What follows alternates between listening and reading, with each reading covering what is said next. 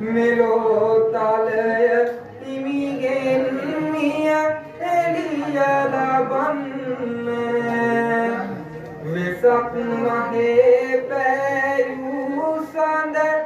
මෙන් බබලන්න මෙපින් කමේ බල මහිමය පෙන්වා දෙන්න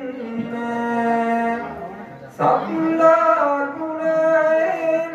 ඵල කළ තේජා මෙත්ත කකුලක් ලෙස ගැලුවා වනපසමල් ගෙන කරමින් පූජා වන්දේ ලොබුතුරු සම්බුදුරා